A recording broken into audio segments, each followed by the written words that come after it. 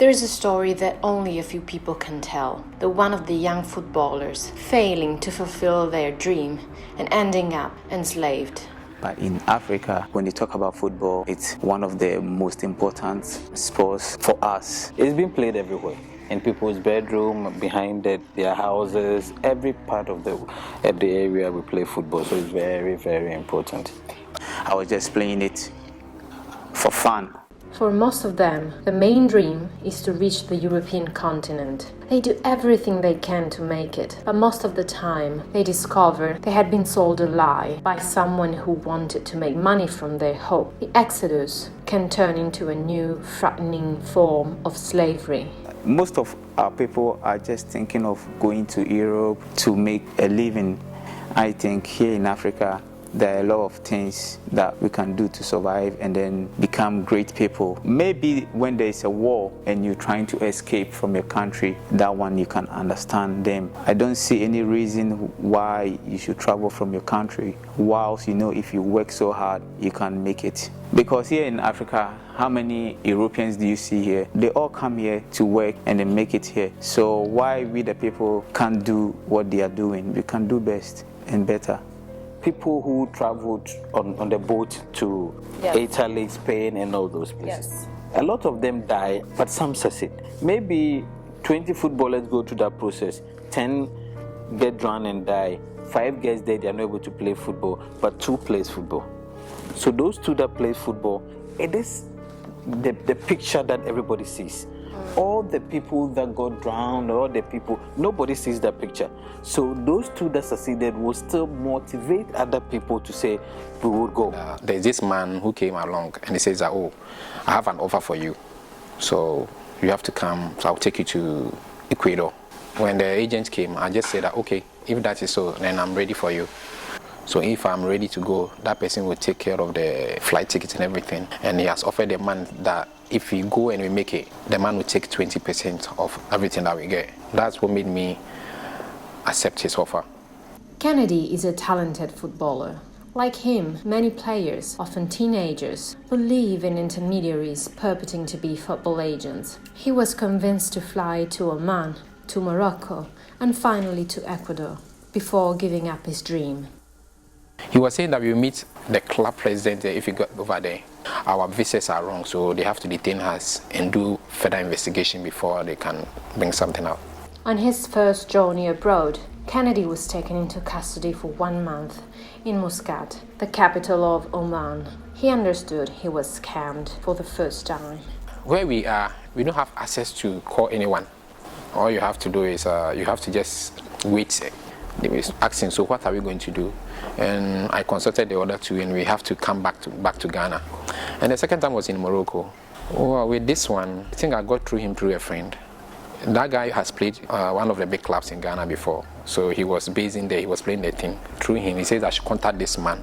This man can make me come there and he will make me get a club and play. So that was how I got to know the man. We were asked to pay some amount before our visas can be issued. So we paid. It's around $250. We paid our own plane ticket. If we pay the plane ticket and we get there, they will refine it. Well, on our arrival, we met the guy. As soon as we met him, he says that unless we give him $100 each before he will take us to where we are supposed to go. We contributed and we gave him the $300. It's the dream of playing football. It blinds them, so they are ready to go all out into it. Once there is the desire, the zeal, and the money in it, people want to push for it, and immediately scammers take advantage of it. We don't have to go after the agents. We have to let them come to us. Don't pay money to agents, because every agent is in there to make business. We don't have anything like agent. We normally call them like manager. The agencies, if you come, you give us a place to sleep and everything to eat. And he was saying, no, you have to cater for our own food. Only a sleeping place is what we're going to get. We couldn't even get the chance to train with the senior team, because after 1 month, I got to know that no, this is not what we were looking for. So I was trying to find ways and means to come back. When I came back to Ghana, I waited for at least 1 year to get over these things. After being conned in Oman and Morocco, Kennedy finds a new beacon of hope, but the story is not different from the previous ones. He is so eager to leave Africa that when he is given a chance, no matter how small it is, he is ready to pay money again to try his luck. This time, he flies to Ecuador. With Ecuador, the offer was also very good, if you could check from it. But unfortunately, what he said was the same story.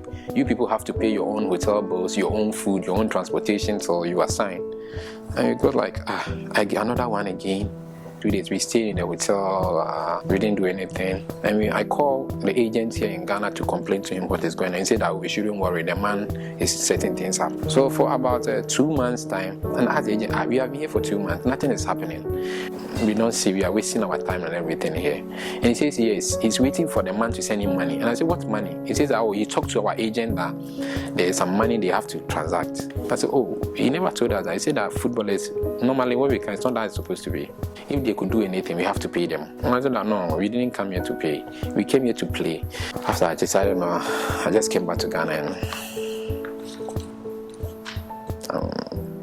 this is me. FIFA has set its rules that there are licensed agents that we have to deal with. So if you're a young player and you deal with somebody who is not licensed, then FIFA doesn't come in, because at the end of the day, FIFA cannot do anything about that aspect.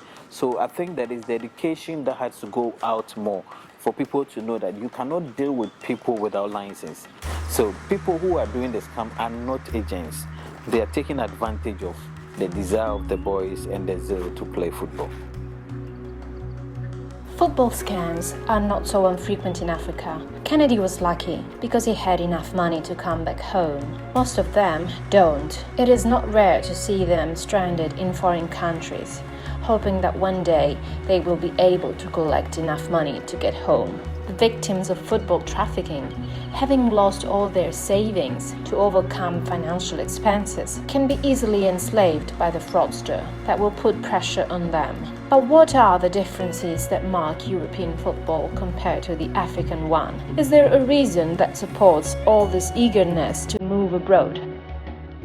When I first went to Europe, in Italy, we have something like tactical. But here in Ghana, normally you go to the field, you take your positions, and they won't tell you what you have to do specific on the field.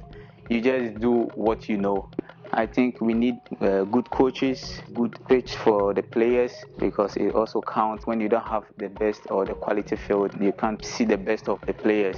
But there are also a lot of football players that want to go to Southeast Asian countries like Nepal, Malaysia, Vietnam, even if these countries are very low ranked in the FIFA ranking. In the FIFA ranking, they still want to go there. You play in Ghana and the club pays you €100 a month. You go to Eastern Europe and then a club pays you 1,200, 1,000 euros. So it's just the issue about the money.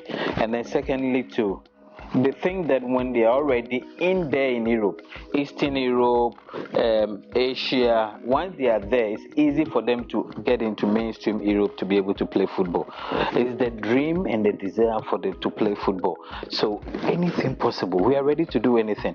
But this is the normal situation. Normally there is also a very bad situation where these people, they arrive in Nepal, they arrive in Mongolia, and they are just left stranded. Okay. They have nowhere to go, nowhere to sleep. 10-15 people go through that process and maybe one succeed. So that one that succeed, everybody looks at that one, but forget about the 14 that were scammed and 14 that going through bad process. So they see the success story of that one person and forget about all the other 14 that were scammed. They only see the football dream and they don't see the football play. Exactly. So now that you are living in Italy, you see the Italian politicians are talking a lot about migration problems, etc. Do you think that there is a connection between the increase in irregular migration flows and the racism in the stadiums? I've experienced a lot since I went to Italy. I've been there for 10 years now. I'm the type that really don't think about what they do to frustrate me when I'm on the field of play. But not every player from Africa can tolerate something like that. Mostly when we travel to a country like UK, France. We don't normally experience things like that, but in Italy, they really do a lot. In my team, they won't do it to me, but they will do it to any other black player that we're playing against. Ghana's football, however, has just recently been hit by a huge corruption scandal. Investigative journalist Ansah showed in a documentary important personalities taking bribes. How much is this likely to jeopardize local footballers' careers? What is the reaction of the supporters?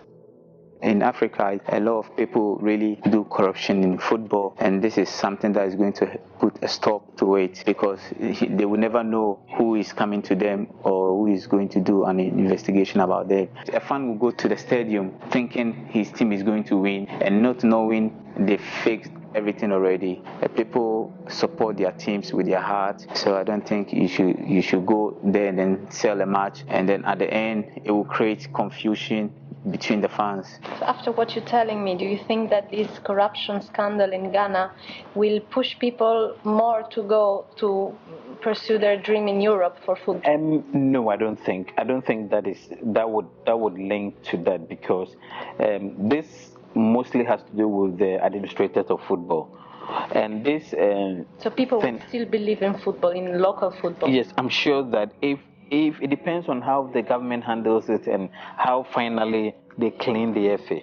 Anything that you do that is football, has football attachment, has a lot of support. Some want to do business in football, some want to use football to be popular, some want to use football as a tool to be able to win in politics. There's still a long way to go for African football. One thing, however, can be immediately done, and it's people talking about this, so that the victims are never forgotten, or the victims of a grand, often unfulfillable dream.